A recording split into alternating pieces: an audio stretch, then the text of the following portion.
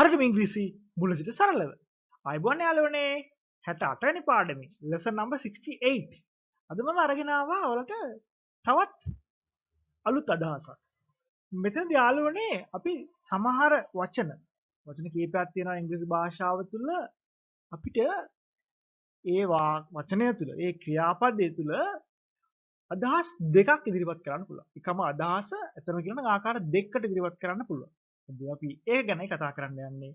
හොඳයි. මම ඉංග්‍රීසි YouTube නාලිකාවෙන් අදම මාව subscribe කරන්න ඉංග්‍රීසි හරියටම මුල සිට සරලව ඉගෙන ගන්න. හොඳයි යාළුවනේ. මෙන්න මේ වාක්‍ය දෙක අපි අරගෙන බලමු. Nimal gave me a box. මොකද්ද මේකේ තේරුම? Nimal gave me a box. Nimal මට පෙට්ටියක් දුන්නේය. නිමල් gave කියන්නේ දුන්නා. හරිද? ඊළඟට me කියහම මට a box පෙට්ටියක්. ඉතින් අපි දන්නවා වාක්‍යය ওই විදිහට හදා ගන්න පුළුවන් අපිට. ඒතර වාක්‍යයේ තේරුම ගන්න පුළුවන්. බලමු දැන් Nimal gave me a box කියන්නේ යාළුවනේ නිමල් මට පෙට්ටියක් දුන්නේය.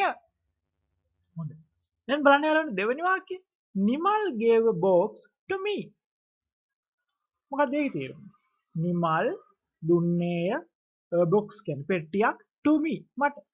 නැවතත් ඒකේ තේරුම තේරලා තියෙන යාළුවනේ නිමල් මට පෙට්ටියක් දුන්නේය. වාක්‍ය දෙකේම තේරුම අවිලා තියෙන එකම තේරුම.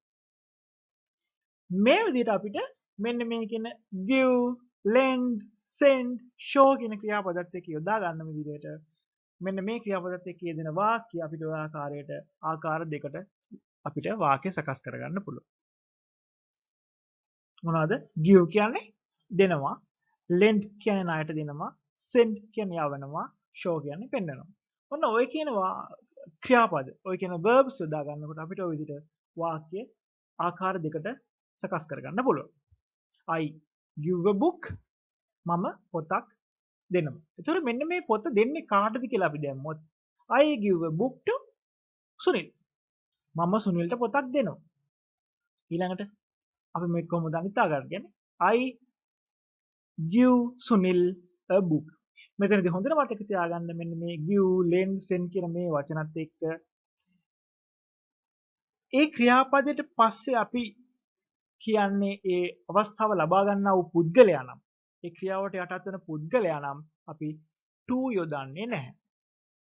උදාහරණ විදිහට අපේ උදාහරණය තුළ අපි කතා කරා Nimal gave me a box. gave me. Nimal give to me නෙමෙයි. නිමල් give to me නෙමෙයි මොකද්ද? Nimal gives me. Nimal gave me. he gave me. gave to me නෙමෙයි. මට කියලා ආවට to යෙදෙන්නේ නැහැ. අපි කිව්වොත් සුනිල් මම සුනිල්ට දුන්නා. I gave to සුනිල් නෙමෙයි. I gave Sunil. මම නාමල්ට ණයට දුන්නා. කොහොමද අපි කියන්නේ? I gave කිව්වොත් දුන්නා. මට දැන් කියන්න ණයට දුන්නා නම් එහෙනම් මොකද කියනවා? I lent Namal. ණයට දුන්නා. I lent to නාමල් නෙමෙයි. I sent to him නෙමෙයි. මොකද්ද? I sent him. Nimal sent him. ඔන්න ඔය විදිහට අපිට මෙන්න මේ කියන give, lend, send, show කියන ක්‍රියාපදත් එක්ක යෙදීමේදී ඒ ක්‍රියාවට යටත් වෙන පුද්ගලයා අපි පුද්ගලයාට යෙදෙනකොට to කියන වචනය to කියන නිපාතය to කියන preposition එක යොදාගන්නේ නැහැ. හොඳයි අපි තවදුරටත් මේ ගැන සාකච්ඡා කරොත් තව වාක්‍යයක් ගමු අපි.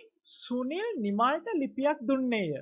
ඔන්න ඔය කියන වාක්‍යය යාළුවනේ අපිට ලියන්න පුළුවන් ආකාර දෙකට. ඔය අපි කතා කරා වගේ. Sunil gave a letter to Nimal. Sunil නිමල්ට ලිපියක් දුන්නේය. එහෙම නැත්නම් ඕකම අපිට ලියන්න පුළුවන් Sunil gave Nimal a letter. මෙතනදී අපිට කර්මයන් මෙන්න මේ කියන දුන්නා කියන ක්‍රියාවෙන් යටත් වෙන කර්මයන් ආකාර දෙකක් තියෙනවා.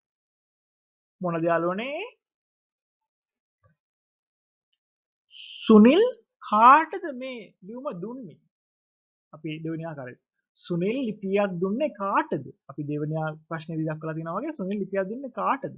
To whom did Sunil give a letter? To whom කියන්නේ කාටද? අපි WH question එක කතා කරද්දී ඉගෙන කතා කරලා තියෙනවා.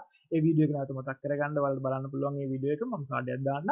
ඊළඟට to whom did Sunil give a letter?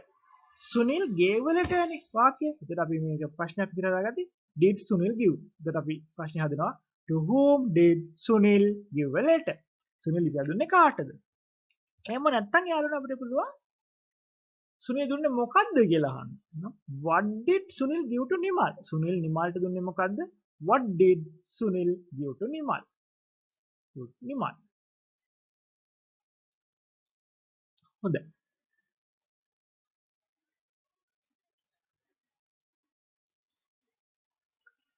ඊළඟට අපි මෙන්න මේ කියන ආකාරය. දැන් අපි කිව්වා මෙතනදී කර්මයන් අපිට දෙකක්. මේ වාක්‍ය තුල කර්මය ආකාර දෙකකට අපිට සකස් කරගන්න පුළුවන්. ඒ විදිහට යෙදෙනකොට අපිට පුළුවන් එහෙනම් පැසිව් වොයිස් එකේදී කර්මකාරක වාක්‍ය සකස් කිරීමේදී ආකාර දෙකකට මේ විදිහට සකස් කරගන්න. කොහොමද අපි නිමල් කියන එක නිමල් කියන කර්මය අපි උක්තිය විදිහට ගත්තොත් පැසිව් වොයිස් විදිහට ගත්තොත් කොහොමද අපි කියන්නේ Nimal was given a letter by Sunil. Nimal was given a letter by Sunil. නිමල්ට පොතක් දුන්නා. නිමල්ට ලිපියක් දුන්නා. නිමල්ට ලිපියක් දුන්නා සුනිල් විසින්. එහෙම නැත්නම් අපි මේ ලිපිය කියන එක කර්මයේ බවට පත් කරගෙන ලිපිය ප්‍රධාන කර්මයේ බවට පත් කරගත්තොත් a letter was given to Nimal by Sunil. A letter was given to Nimal by Sunil. ඔන්න ඔය විදිහට අපිට ඒ වාක්‍ය සකස් කරගන්න පුළුවන්. හොඳයි. එතකොට එහෙනම් අපි යාළුවනේ අද කතා කරා වාක්‍ය ආකාර දෙකක් සකස් කිරීම. I gave a box to Nimal. I gave Nimal a box. ඔන්න ඔය විදිහට අපි කොහොමද මේ ආකාරයට ඒ වාක්‍ය ආකාර දෙකට අපි සකස් කරගන්න කොහොමද කියලා අපි කතා කරේ. එහෙමනම් ඊළඟ වීඩියෝ එකකින් අපි නැවත හමු වෙමු. මම ඉංග්‍රීසි YouTube නාලිකාවේ හරියට මේ ඉංග්‍රීසි ඉගෙන ගන්න මාත් එක්ක එකතු වෙන්න. මම ඉංග්‍රීසි YouTube නාලිකාව. Thank you.